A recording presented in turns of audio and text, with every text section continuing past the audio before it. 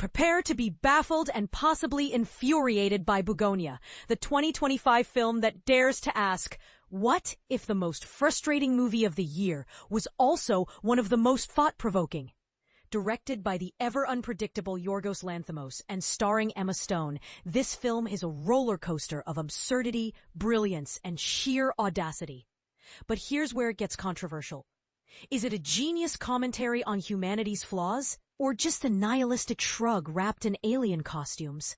Let's dive in. Spoilers ahead, but trust me, you'll want to hear this. Emma Stone plays Michelle, a high-powered CEO whose life is as polished as it is morally ambiguous. Her company, like so many in the 21st century, is mired in corporate sins that are never fully spelled out. A clever move that lets the audience fill in the blanks. Her meticulously ordered world is upended when she's kidnapped by Teddy, Jesse Plemons, a conspiracy theorist who's convinced Michelle is an alien. Yes, you read that right. And this is the part most people miss. The film doesn't treat Teddy as a complete lunatic. Instead, it explores the thin line between obsession and conviction, making him oddly relatable, a testament to Plemons' standout performance.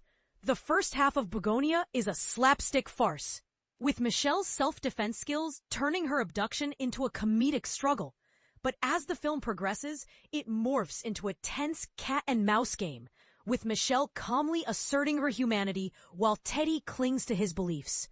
The dynamic between these two characters is electric, amplified by the limited settings that allow the production design to shine. The stark contrast between Teddy's rustic home and Michelle's sleek modern office becomes a character in itself, subtly commenting on class and power. But here's the twist that divides audiences. Michelle is an alien.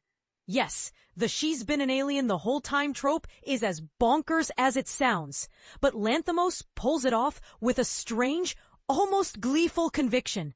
When Michelle returns to her mothership, the film leans into its sci-fi elements with a campy-ness, almost retro aesthetic that feels both ridiculous and mesmerizing. Yet, the real gut punch comes in the ending, which is so bleak it borders on alienating. Pun intended. Michelle and her fellow aliens decide humanity is a failed experiment and wipe out the entire planet. The final sequence is a macabre parade of death, lingering far longer than necessary, leaving you feeling less like a viewer and more like a witness to an autopsy, complete with an unsettling sense of detachment. This ending is where Bugonia truly polarizes. Some will see it as a bold statement on humanity's failures, while others, like me, will find it unnecessarily grim and intellectually lazy. Is humanity really beyond redemption? Or is the film just reveling in the spectacle of our demise? It's a question that lingers long after the credits roll, and one that's sure to spark heated debates. Written by Will Tracy, Bugonia is loosely based on the South Korean film Save the Green Planet, but its nihilistic tone feels more in line with Tracy's previous work, The Menu.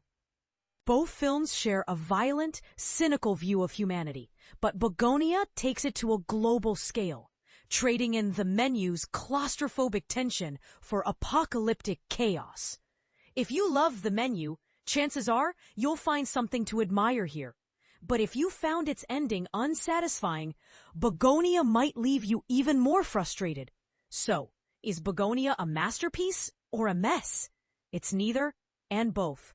It's a film that challenges you to grapple with its ideas, even if those ideas feel half-baked. The return of the bees at the end offers a glimmer of hope, but it's not enough to offset the overwhelming sense of despair. As one wise man once said, being a nihilist must be exhausting. And Bugonia certainly feels exhausting, but in a way that's impossible to ignore. What do you think? Is Bugonia a bold critique of humanity, or just a cynical exercise in despair? Let's debate it in the comments. And remember, the film hits theaters on October 31st, 2025. If you dare.